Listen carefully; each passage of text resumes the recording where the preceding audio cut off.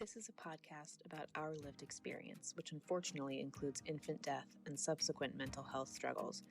Please take good care of yourself and only listen if this content feels safe for you right now. We'll still be here when you're ready. Hi, I'm Judith. And I'm Alina. We are internet friends turned real-life friends who both experienced the tragic loss of our sons to sudden infant death syndrome in winter of 2021. In the year after Aiden died, my husband and I both became unemployed. My parents divorced, and we had to move 5 times for various reasons. And as for me, just a few weeks before my son Quinn died, my then husband had come out to me as a transgender woman and were subsequently divorcing. It's been a lot. It's been a lot. But as long as we're living, we will love our sons deeply and work to make sure that we live a life that makes them proud. Welcome to As Long As I'm Living podcast. We're so glad you're here. Hi. Hi, what are we recording? Is it recording? Oh, I want to record about my meeting with Dr. Goldstein on Wednesday. Oh, yes. I had 2 meetings this week scheduled. I had the meeting with Dr. Goldstein on Wednesday, and then this morning we went to go tour a school for next year. A school for your daughter? Yeah, like I don't know what it is. Like a school. I don't know if it's like a daycare or a preschool. I don't know what preschool is. I don't really understand. Like, what's preschool? What's daycare? Like, I don't really know what kids go to, but whatever kids go to. I don't know either. I know. I don't. Yeah. So that, and I in my head had thought like, oh, that's going to be the fun one. And then I'll have like the hard one on Wednesday. But it was so hard and it came out of nowhere. And I like left the stupid tour sobbing, and it was pretty unpleasant, like the entire thing from start to finish. Tell me more. Tell me why. Well, it just is sad. You know, like they're like, I don't know. It was just sad. Like they take you around to like all these classrooms with all these like live kids, and like, I don't know. It was really sad. And then they're like, oh, let's go visit the twos class. And they're like, oh, well, the twos class is all boys this year. And she's like, isn't that funny? Like, it just worked out that way that we had all boys. So we have like an all boys twos class. And then the twos class was like, I don't know what they were doing. They were like singing songs, or maybe they were like working on an art project. I don't really know. It's just one of those times where you can kind of see what things should have been. What would have been, what should have been. Yeah. And then like they spent a long time talking about like, oh, when the kids are with us until they're 5, or I don't know. And it just made me so sad, like profoundly sad. It made me sad, like looking at the books and looking at the recycling projects and looking at the arts and crafts. And I don't know. I really was not expecting it to be as triggering as it was, but it's just a whole world. And then also part of it is just like a milestone for me, I guess. Like it felt very much so something I should know how to do because I am a parent. But I had no idea what to do. Like I didn't know what questions to ask. Like I kept saying like, I don't know what to ask, but I'm sure whatever you guys do is fine. Like I don't care what they do. Like, are they alive? Are they breathing? Are they healthy? Okay. You're like, tell me about the safe sleep for naps. Yeah. Well, actually, I did ask a lot of questions about the naps, but not even like, I don't know how to say, I don't care. I don't care about the stuff that most parents You're like, listen, I'm sure the curriculum you guys have set up is really wonderful and goes with all the pediatrician guidelines. You're like, but are all your kids alive? Okay. Yeah, exactly. Yes. Then fantastic. Let them play with blocks. Let them read books. I don't give a shit. And it was just, the whole thing was like really triggering because I didn't know how to explain to her like the PTSD, and she knows that Aiden died, but I don't know how to explain like how I'm just worried that I won't be able to get in touch with you. And then like, I think everyone's dead. And I don't know. The whole time I spent like a lot of time like asking questions about how you can get in touch with them in the middle of the day. I don't even know. It was part of like, okay, it was also it was so sad. I think part of it is like in my head, Aiden has all these like little friends in his class. Mm-hmm. Like I imagine them having a class, like a class of Quinn and Ari and Sammy. Like in my head, like all these kids that are around the same age as Aiden. I mean, they're all dead, but they're still all in the same. They have their friends. And to see, he has friends. And then it's like one of those things where it's like, oh, like I found beauty, I found meaning and loss. And then you go to like this classroom and the kids like are actually friends in real life. And you're like, oh. Yeah. Oh, that sucks. Yeah. It's a consolation prize. Yeah, they get like real friends. Yeah, your daughter's going to get real friends. Real friends, real little activity, real preschool. Not our sad little preschool where... Not our sad little preschool. Dead baby preschool in the sky. Where they have like a whole philosophy of bullshit, I'm sure. Mm-hmm. I'm sure, like, I don't know how much of this is real. I don't even care. What I literally said, like, what do they do all day? What do they do? She was like explaining to me about how like they follow the kids' interests and whatever. I was like, what interests? I mean, the kids. Okay, so that's one meeting that was horrible. And then I just feel like part of it is like in stark contrast to this meeting I have on Wednesday, which is actually why I wanted to record today, which is that I have my meeting with the Roberts program on Wednesday. Mm-hmm. And last time, I feel like we didn't really speak to everyone about what you were feeling going into the meeting. We just spoke to everyone about what the meeting was and the outcomes. Mm-hmm. So yeah, let's prep for it. Although before we do that, let me also say, like, I've been having, you were just talking about something that kind of feels like a consolation prize, right? We already did an episode about consolation prizes. Yeah. And we don't need to necessarily talk about this right now, but just something that I've been feeling this week is like, I've been feeling a lot of joy and exciting things happening in my personal life, but it has been feeling also really challenging because we've been having conversations about like what our timeline is for having kids. And, you know, that's very really on the horizon now for me at some point. But it's also just this joy I feel now. It keeps being tempered with the fact that like I am literally just spending month after month not with a living child. Like I just feel like I'm like wasting away years as a non-parent. And I know, blah blah blah. I am a parent. Well, I have a kid. I'm a mom. Whatever. I can't help but like zoom out and look at like me on my deathbed and just see how many fewer years I got to parent than I wanted to. Oh, I've been thinking about that a lot recently. Yeah. Like, I've been wanting to have a kid since I was 28. I mean, I've wanted a kid my whole life. I've wanted to be a mom my whole life, but I've been like actively working on having a baby since I was 28 and I'm 32 now.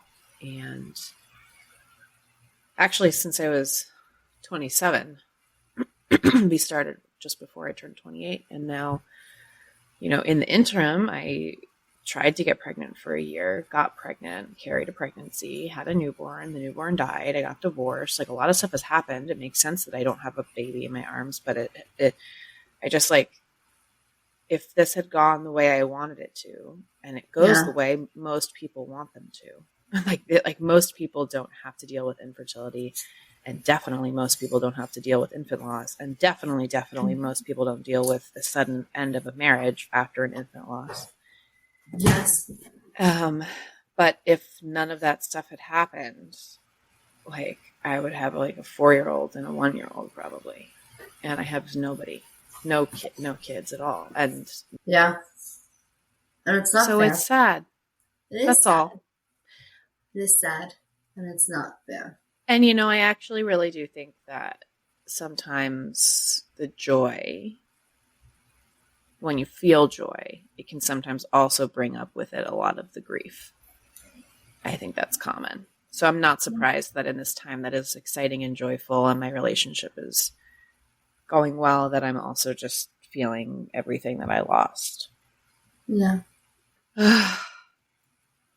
Anyway, it's just sad. That is sad. Did I tell you that I saw a video of Quinn the other day? Where did you see a video of Quinn the other day? I was looking up videos of something randomly. I don't remember what. And I was like looking at videos of Aiden, and then somewhere in between a video of Quinn popped up, and it took me a couple seconds to realize who it was. I was like, that doesn't look like Aiden. Wait, where was it? Was it in Canva maybe? What? Maybe in Canva? Where would that have been? No, I think it was like in my WhatsApp. Like, I think you probably had sent it to me, but it got all jumbled together with the videos of Aiden. And so I was like watching videos of Aiden, and then a video of another baby came up, and I was like, oh, wow, who's that? And then like, I was like, oh, it's Quinn. That's so funny. He just wanted to say hi to his Aunt Judith. I think he did. Oh, wait, I forgot to tell you this. Yesterday, I've been feeling kind of bummed about, like, my son being dead. And You know how it is. You know how it is. And I asked him for a sign yesterday, which I don't often do, nor do I frequently get signs anymore. But then today, when I went in the fucking 2-year-olds class, they're like, these are the teachers. And the teacher's name was Aiden of the 2s class. Aw. I love that. I know. So I got a little wink. A little and wink. Then I started crying. Of course. But I had to fake it that I wasn't. Anyway, let's talk about the meeting on Wednesday. Okay, so I don't think I'm gonna get any meaningful information. Yeah, so like to back up. So for our listeners, both of our quids died of SIDS. Both of our kids died of SIDS. Quinn died in January 2021. Judith's son Aiden died in March 2021. The circumstances were very similar between the losses. They were both on their back. They had no blankets in the crib. They were both, essentially full-term deliveries. Like they really didn't have any risk factors. It just happens. We had followed all the guidance, and they just happened to die, which happens. So both of us individually, before we had even met each other, reached out to this program called the Roberts Program at Boston Children's Hospital in Massachusetts. And at the time, they had told me it would take about 9 months.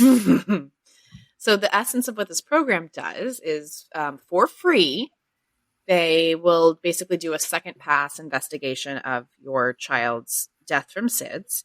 So they look at the autopsy again. They'll do additional blood work, additional brain scans, like blah, blah, blah.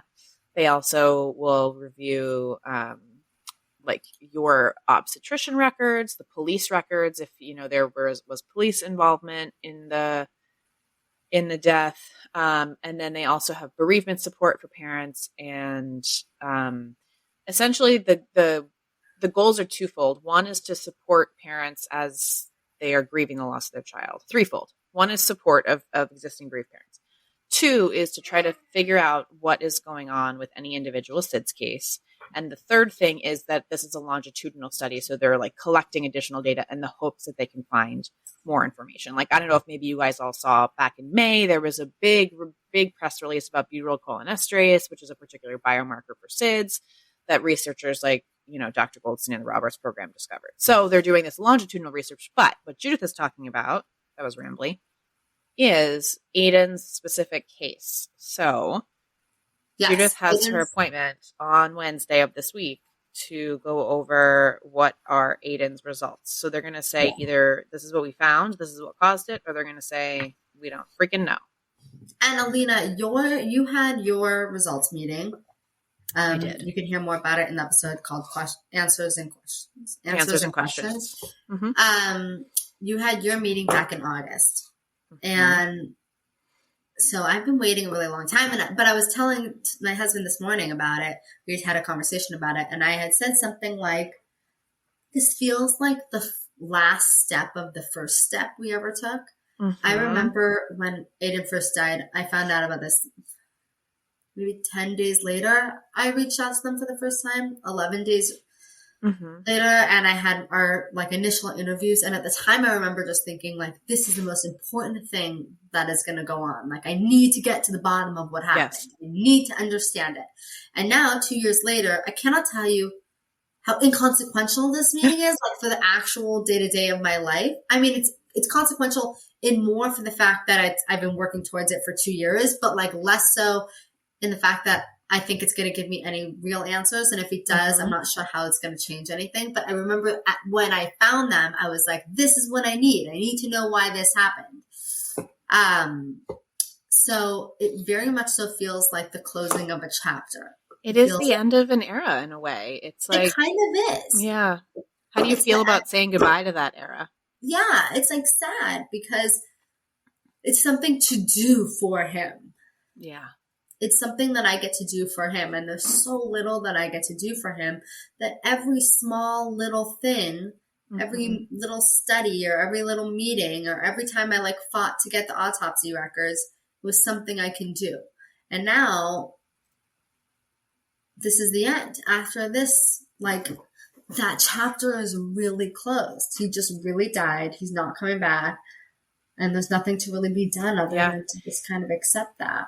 And so, like, you could find out that, yes, there was something wrong. Here's what it is. That was the result I got, was that, yes, there was something wrong. And I've actually, of the people I know who've had the meetings, they've all gotten a diagnosis. They've all gotten something. Mm-hmm. But there is a very good possibility that you are going to go into this meeting and they're going to say, hey, we didn't find anything. My gut tells me that they're not going to find anything. My gut is also telling me that they're not going to find anything. I think they would have rushed it faster. Like, I really think that they seem a little bit like, well, we did our best, and they just don't have anything. I agree. But again, like, I don't even know that really matters. Is the thing. Like, I think in the beginning that would have distressed me to think like that maybe I would never have an answer. But like you're saying, at this point, it's like it's just a thing we're doing now to parent him, and it's less critical that we find out. I think so. And the reason why I think I'm not going to find anything is because, like, I think statistically, like 70% of the times they don't know what happened. The odds are that they're not going to know what happened. And because I know so many people who did get a diagnosis, it makes me think that, like, what is the odds that all of us are in the 30%? Like, it just seems weird to me. Yeah. Like, there's got to be people in the 70%. Yeah. And I just feel like that's going to be me. Yeah. I'm looking forward to hearing whatever they have to say. The fact that I had these like two big meetings like the same week, like back to back, like for my daughter, I went to check out where I'm sending her for preschool in the fall. And then for my son, I'm figuring out why he died. Like, to have them so close together, both of them. One is like really a milestone, like into the future, and one just feels like such a ending of a book. And also one of them is so aggressively normal, and the other one is so aggressively abnormal too. Yeah, right. Like, how routine to look at your kid's new school. Like, that's just like what parents do. But the thing is, I think like people outside of this community wouldn't know, but like what bereaved parents do is we investigate, right? Like this is what bereaved parents do. Yeah. And it feels just like weird that you're parenting your kids the same week, giving them each what they need. And for one of them, it's something so mundane and beautiful and exciting. And the other one is so big and scary and inconsequential, quite frankly, because he's already dead. But it's just what you're doing. I remember a little piece of my brain completely irrationally thinking, like, if I can figure out why he died, I can bring him back. Like, obviously, it makes no sense. Obviously, I can't. But there's just there was that little, like, piece that was in denial that was like, oh, we could just figure this out. I can go back in time and make it not happen. So I feel like even though it's been 2 years and, like, obviously he's not coming back, I definitely kind of feel like I have to face the fact that there's really nothing I can do. Yeah. So I will give everyone an update after. I'm 99% sure the update's going to go that they couldn't find anything. But I've been wrong many times before. Maybe they did find something, and maybe I'll have feelings about it. Like, for you, it was this huge life-changing meeting. For me, I feel like it's not going to be. But should we find out anything, I will let you know. So today is Friday. I had my meeting with the Roberts program on Wednesday. So where should we start? I think we should just like kind of lay out what happened. So I went to my meeting and they basically said, we kind of like I said to you, like we did a thorough assessment. We looked at, they used all these science words, but basically like his neuropathology, whatever that means. I think maybe like brain slides. They looked at all the science words in there. Yeah, they looked at his autopsy. They looked at his whatever report, police report. They looked at my maternity records. They looked at his newborn tests. Like, they looked at everything. They looked at all the science, every piece of data that was available. He's like, we did a thorough research. We conducted thorough research into everyone, and we determined that we can't determine what happened. They basically don't know. And the way he said it was like, there was this one thing that was kind of like a red flag, but then we like investigated that and we determined that was not an issue. So they kind of like went down this rabbit hole for a little bit of things that it might have been, but it was not. And then just to like remind our listeners, this is like the opposite of what happened with my appointment. My appointment with the Roberts program, when they were explaining what happened with Quinn, was like, oh, we know exactly what happened, essentially. I mean, obviously it's, a little bit complicated science, but they had an answer for me. Yeah. And whereas Judith did not have an answer. And then, we kind of sat there quietly for a minute. And I said something like, so he just died? And they said, no. They said, he did not just die. Babies don't just die. Like, something is wrong. We just don't know what was wrong. So he died of something. We just don't know if that something is. I think that there was definitely like a feeling in the air, like of, I don't know how to describe it. Like, it was sad. In the air was sadness, I think, because, I don't know, it was just like kind of like disappointing news, I guess, but it was also like good news. It was very good news that there was nothing genetically wrong. There was very good news. They reiterated again that he didn't suffer or struggle. Like, all of that was really good news, but it's kind of like you get the best case scenario, but he's still dead. But he's still dead. Yeah. Is the thing, so no matter what. I'm trying to think of like a good analogy, but it's like kind of like if you get straight A's on your report card, but then like you can't find a job. It's like, great, I'm really glad that you got straight A's and like you're really good at school, but like if you can't get a job and like no one will hire you, it doesn't really make a difference that you got. I think about that all the time. Like, I had like a really good GPA in college and it makes literally no difference. But that's to the other point. And then I didn't have a good GPA in high school and it didn't really matter. My point is, do whatever you want in high school and college because it doesn't make a difference. But is that really your point? I think you've gone on a little bit side. I don't think that's my point, but I do think my point is just that, like, it doesn't really matter at the end of the day. For us, the news was good news, but it didn't feel like good news. It felt still bad. And the way I described it to my therapist when I spoke to her briefly after, it felt kind of like there was an earthquake and everything is going to land in the exact same spot that it was a second ago. It's not going to move, but it's still an earthquake. Nothing really changed. I think I just realized that he's, like I told you earlier, like, this felt like something that I could do when he died. And it definitely felt sad that this is the last thing I'm really going to do for him. Even being in a meeting and hearing someone say his name, like, felt really good and refreshing in a way that I hadn't in a long time. Like, someone be like, and we're here to talk about Aiden. It felt like exciting, a little thrilling to be like, oh, my other kid gets appointments all the time. It's like, this is really exciting. I mean, we both think of Dr. Goldstein as our kid's pediatrician, and so it's like you get an appointment with your kid's pediatrician. Like, how it felt good. They're dead. Like, that weird, felt really good. So that was that. And then after we got the news, we went out for margaritas and drank. That was what we did. I love that for you.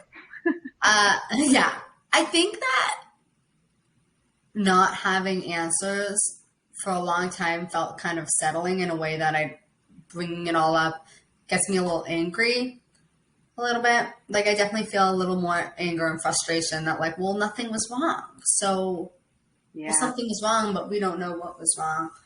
definitely some of those like feelings that I had when he first died came back up again, where I was like, well, then I didn't miss anything. Nothing. There was nothing. I didn't miss anything. There's nothing I could have done differently. He was just gonna die. I think for me, that's really hard sometimes to accept, and then sometimes I'm kind of at peace with it. So it really kind of brought up some of those feelings.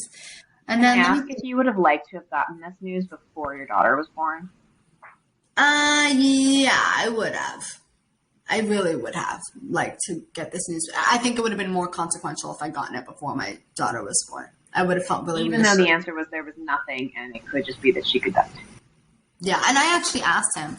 I said, well, for future children, if we have future kids, where do they fall on the risk factor? Like, would you do advanced testing? Because for my daughter, we did advanced testing for like heart stuff and whatever. And he said you have a higher risk than someone who didn't have sudden death in their family, but not the highest risk of people who it's been proven that it was caused by a genetic factor. Right. So he's like, I would still have extra testing done. He's like, maybe not as invasive, but I would still have extra testing done just because this is in your family history. And it made me think about this, like, you know, for my daughter, when she grows up, and she has her own kids, I would probably encourage her also to have extra testing just because she has a family history of sudden death and we don't know what it is. So it could be something in there.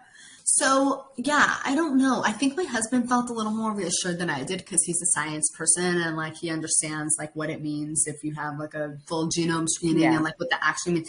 I don't really fully understand what all the, like, I don't 100% understand it, but I do think it's good news. And overall, it's good news, but good news about bad news. And so it just kind of feels like flat. I feel kind of, like, deflated about the whole thing. I think that's what I can call this episode is good news about bad news. Yeah, good news about bad news. And actually, on that note, I think it's time for me to share with our listeners, that I have been cleared by my cardiologist, and I'm not going to die. So Alina probably won't die suddenly, unless she gets into a car crash. I probably won't. Yeah, I've been undergoing tests on my heart for 5 months, September, October, November, December, January, February, 6 months. Oh, Jesus Christ. And all of them have come back essentially normal. There's like a couple of little weird things, but the kind of weird thing that's just benign and nobody's concerned about. And so I've been cleared to exercise and just live a normal life, like cleared for pregnancy again eventually when the time comes. And it's what a blessing. It's like good news about bad news, right? Because like obviously I wish I didn't have this gene that potentially killed my son in my genome, and I am still going to do IVF to select it out for the rest of my kids. But it is good news that I'm not going to die. That feels good. I mean, that's really good news for me. I don't know how to edit, so the podcast would essentially die with Alina. I don't know. Legacy. I could learn, but I really don't want to. To all of our wonderful new friends, we want to hear from you.